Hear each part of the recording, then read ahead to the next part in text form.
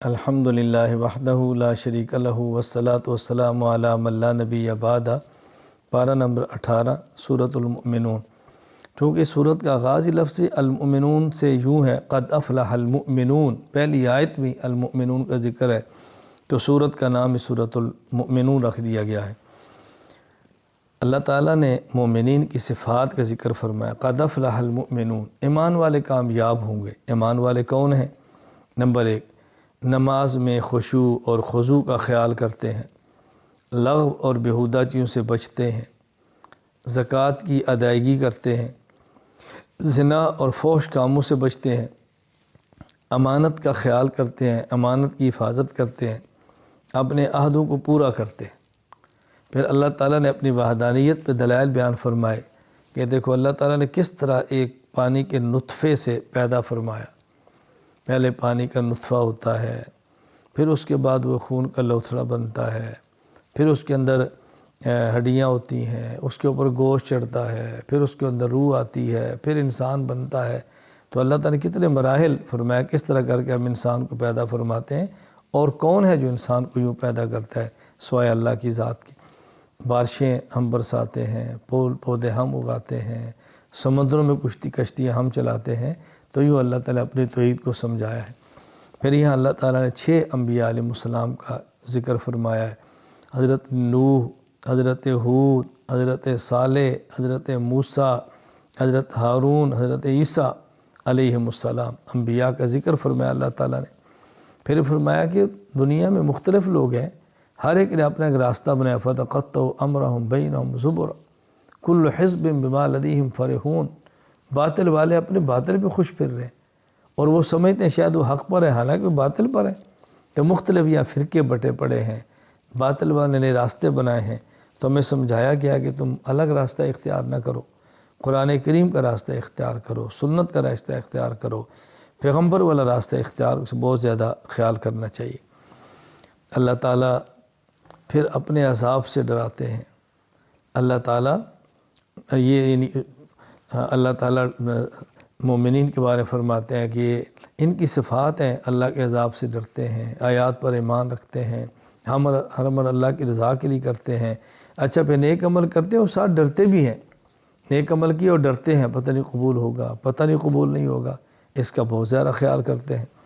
اور سرکشوں کو یہ بات سمجھائیے کہ یہ لوگ نہ عقل کا خیال کرتے ہیں، نہ علم کا خیال کرتے ہیں، ضد، اناد، سرکشی کرتے ہیں، اپنے حق کو خواہشات کے مطابق رکھنا چاہتے ہیں۔ بھلا یہ کیسے ہو سکتا ہے کہ حق تمہاری خواہش کے مطابق ہو جائے؟ ایسا نہیں ہو سکتا۔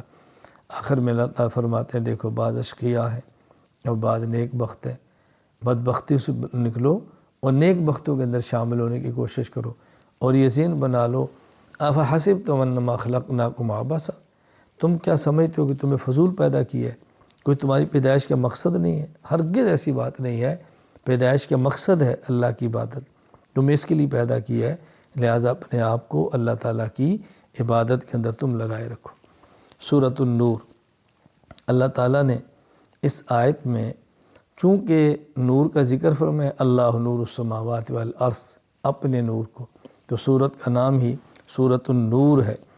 یہاں پہلے تو مسئلہ بیان فرمایا ہے کہ ایک شخص زنا کرتا ہے اور کنوارا ہے، اس کی سزا کوڑے ہے، اور اگر کوئی شخص زنا کرتا ہے اور شادی شدہ ہے، اس کی سزا رجم ہے۔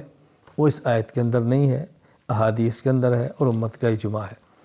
پھر یہاں بیان فرمایا کہ شخص تہمت لگاتا ہے تو اس کی سزا کوڑے ہیں، اور لعان کا حکم بیان فرمایا، خامن اپنی بیوی پر الزام لگاتا ہے کہ میں نے اس کی حالت کے اندر دیکھا جا رہا ہے، وہاں گواہ تو ہوں گے نہیں، تو لعان ہے، یعنی خامن نے قسمیں اٹھانی ہے، بیوی نے قسمیں اٹھانی ہے، تو اس کے بعد ان دونوں میں جدائی کرنی ہے۔ حکم لعان کا حکم بیان فرمایا۔ پھر بہتان لگانے والا حکم بیان کیا، جو بہتان لگاتا ہے اس کی سزا کیا ہے۔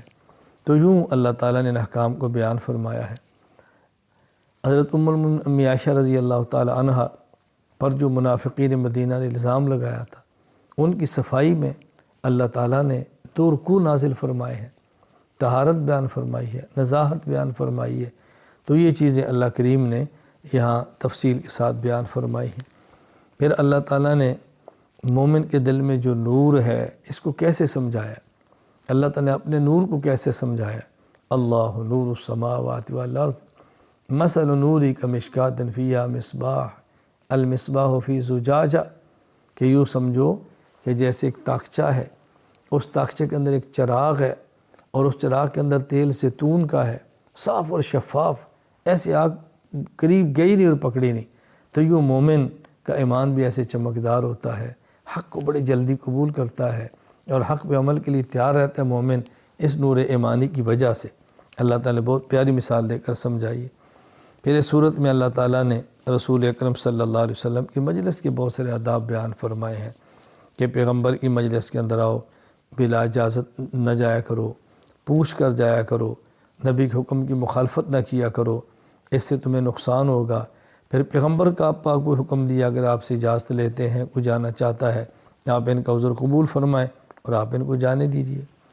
سورۃ الفرقان، الفرقان کا معنی حق اور باطل کے درمیان فرق کرنے والا، چونکہ اس صورت میں الفرقان فرمایا ہے، حق اور باطل کا فرق کرنا، اس لیے اس صورت کا نام ہی سورۃ الفرقان ہے۔ تبارک الذی نزل الفرقان، یعنی قرآن کریم کو اللہ پاک نے فرقان، حق اور باطل کے درمیان فرق کرنے والا بیان فرمایا۔ مشرکین جو اعتراضات کرتے تھے ان کا جواب دیا ہے، مشرکین کے دعووں کی تردید کی ہے، وہ کہتے ہیں قرآن قصے ہیں، کہانیاں ہیں، افطراء ہے، من گڑت ہے، اس کا جواب دیا ہے۔ اور پھر انبیاء علیہ السلام کے بارے میں وہ کہتے تھے یہ تو بشر ہیں، بازاروں میں پھرتے ہیں، کھانا کھاتے ہیں۔ پھر ان کا خیال یہ تھا کہ بشر ہیں تو یہ نبی کیسے ہو سکتے ہیں؟ نبی تو ہوتا ہے جو بازاروں میں نہ پھرے نہ کھائے۔ اس پر اللہ تعالیٰ ان کی تردید فرمائی ہے کہ ایسی بات نہیں ہے۔ میں ایک بات عرض کیا کرتا ہوں کہ بہت سارے لوگ آج کے اور اس دور کے ایک نقطے پر شاید متفق ہیں کہ بشریت اور نبوت اکٹھے نہیں ہوتے۔ فرق کیا تھا؟ وہ دیکھ رہے تھے، وہ کہتے بشر ہے، نبی نہیں ہے۔ اور آج کے کئی لوگ ہیں جو نبی پاک کو دیکھا نہیں، وہ کہتے ہیں جی نبی پاک نبی تو ہیں لیکن بشر نہیں ہے، حالانکہ رسول اکرم صلی اللہ علیہ وسلم اور دیگر انبیاء علیہ السلام بشر بھی ہیں اور نبی بھی ہیں۔ نبوت اور بشریت میں علیحدگی نہیں ہے، وہی نبی ہے، وہی بشر ہے۔ اللہ تعالیٰ نے بشر کو افضل اور اشرف المخلوقات بنایا ہے، مسجود الملائکہ بنایا ہے، اپنا نائب بنایا ہے، تو بہت بڑا رتبہ ہے بشریت کا۔ تو اللہ تعالیٰ نے بات سمجھائی ہے، اور آخر میں پھر یہ فرمایا کہ آج مشرکین کو بات سمجھنی چاہیے، قیامت کا دن ہوگا، پھر وہ موت کو طلب کریں گے تو موت بھی نہیں آئے گی۔ اس وقت سے پہلے اپنے آپ کو بچاؤ، صحیح عقیدے اختیار کرو، توحید پر آؤ، رسالت پر آؤ، قیامت پر آؤ اور نیک اعمال کو اختیار کرو۔ وآخر دعوانا الحمد للہ رب العالمین۔